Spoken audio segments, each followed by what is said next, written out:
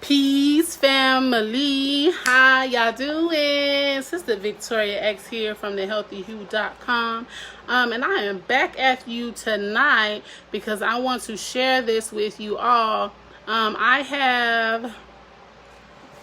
have been reading this book. I got through the introduction, first chapter, and the second chapter. Look on my page if you'd like to hear the reading of those two chapters. I'll even link it below once I'm done with this. But tonight I will be reading Real Love by Ava Muhammad. Look at this beautiful book. First of all, let's get into that. Okay. In chapter 3, so we've already read the introduction, chapter 1, which was Is Real Love Romantic?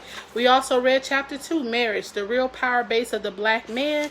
And now we're going to get into chapter 3. Okay, I want you, if you're watching the replay, I want you to drop replay down in the comments. And I also want you to share this because somebody, aka me, okay, anybody, somebody is interested to know what it means to be a helpmeet, okay? And so we're gonna get into that. So share, and like, okay? So here we go. Chapter 3, what it means to be a helpmeet. The virulent racism a black man has to endure generates distinctive needs that only a good marriage can address. Even among black men, and I'm gonna let y'all know right now, it's hot in Vegas. It's 95 degrees out here. So if y'all see me sweating, don't judge, just listen. And our AC acting a fool.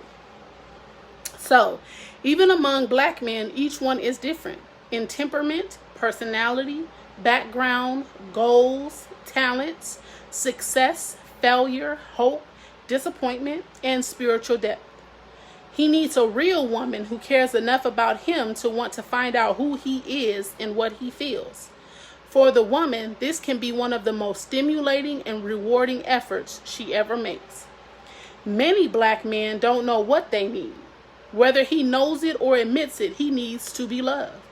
To know that he has a committed, intimate, trusted friend who will stand by him no matter what. Genuine love is more than feeling. It is for a lifetime and even beyond. It does not depend upon circumstances. A man needs to know that when he speaks, his words are considered no matter how he expresses himself, that there is concern for his well-being no matter how annoying his habits are. A man needs admiration like he needs air to breathe. Pull any book on relationships off the shelf or just look around you and you will bear witness to his truth. Men will do almost anything to gain admiration and will search for someone to love and respect them. You can be that someone by being sincerely interested in your husband and really trying to understand what moves him. He needs the confidence and security of knowing you won't react negatively to his ideas. Once he feels such confidence, he can relax, rest, and be himself with you, and he will come home at night. In addition to admiration, the black man needs understanding and acceptance. This does not mean his wife has to accept offensive or savage behavior without any hope of change.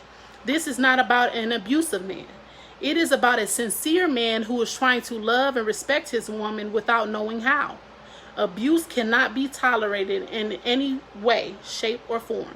But there has to be patience and use of the imagination to teach a sincere man how to meet your needs without belittling him. Don't stare at the television while he is talking. Roll your eyes, yawn, cut him off in the middle of a sentence, or always have the last word. If you do persist in this sort of behavior, then don't be surprised when he leaves. Now, this is difficult, but we all know that the biggest contribution a man makes to his family is the physical world, is the financial support he provides. The Holy Quran unequivocally places this responsibility on the male. However, one of the residual effects of slavery and racism is the reduced capacity of the black man to fulfill his obligation.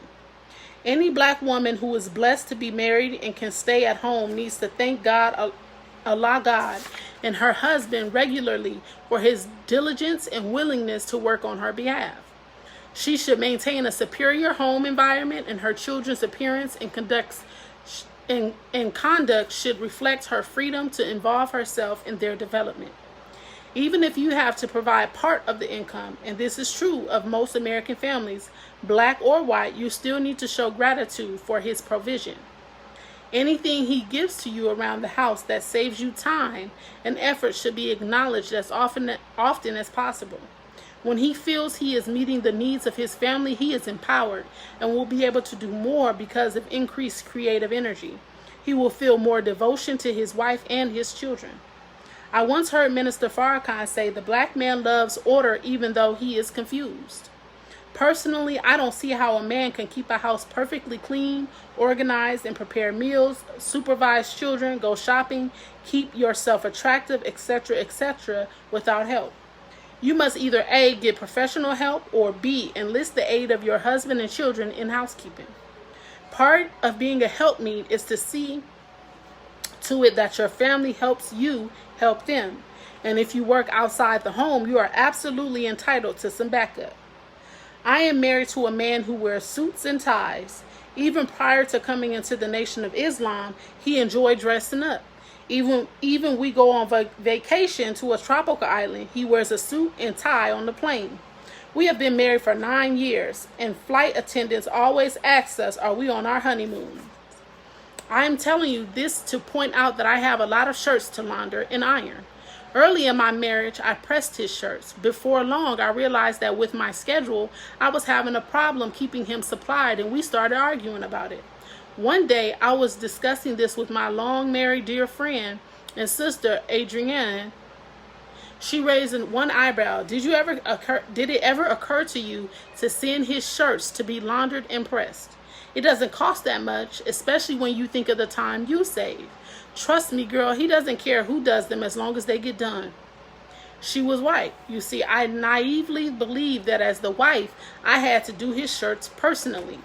Thank God I was wrong. We are in the millennium. Slavery is over.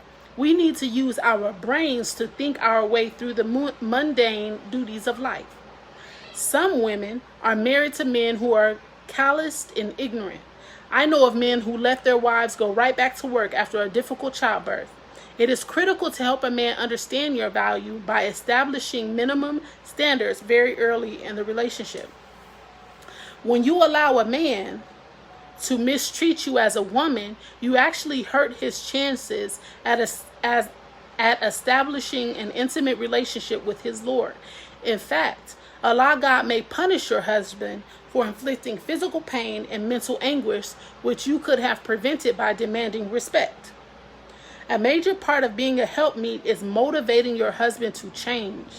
Most of us, male and female, enter marriage with little or no comprehension of how to be married.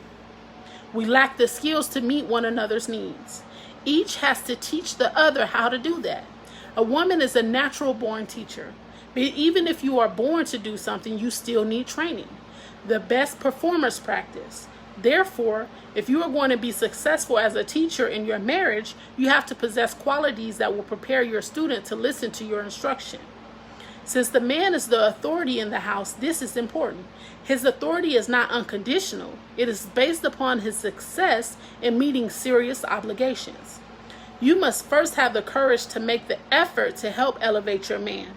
If you, like many women, have already decided your marriage will never get any better, it becomes a self-fulfilling prophecy. But if you believe in Allah God and his complete power over everything, then you know it is never too late to renew your marriage. You have to become more aggressive in pursuing a better relationship. That's what courage is. The quality of mind or spirit that enables one to face difficulty with firmness and without fear. It is what enables you to pursue a worthwhile goal without giving up. Minister Farrakhan has written, there is a difficulty factor attached to everything of value. The greater the value, the greater the difficulty. How valuable is your marriage? How are you going to just let it go? Just throw it away? Realize that if your marriage is in a rut because your husband doesn't care about it, your efforts to change it by motivating him to change are initially going to meet resistance from him. So you may have to endure the pressure that may come from him until he realizes that the survival of the marriage depends upon such change. If the love is real, he will come around. If it is not, then it is time to terminate it. Some women get upset when they learn that the Honorable Elijah Muhammad teaches that by nature men do not care about satisfying a woman. This is not to put women down. This is to help us face reality. He said it is not in their nature. It is true, and you know it.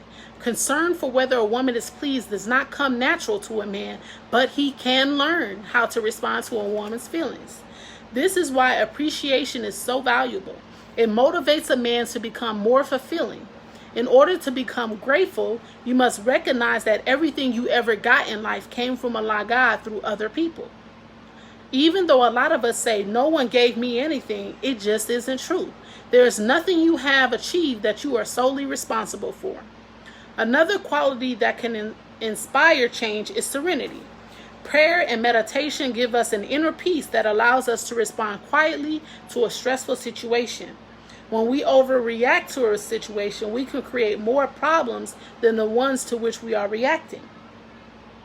The quiet spirit is a quality that is not only pleasing to men, it is pleasing to Allah God. Because women are created to be sensitive, we may see problems that our husbands overlook. An example is in disciplining children.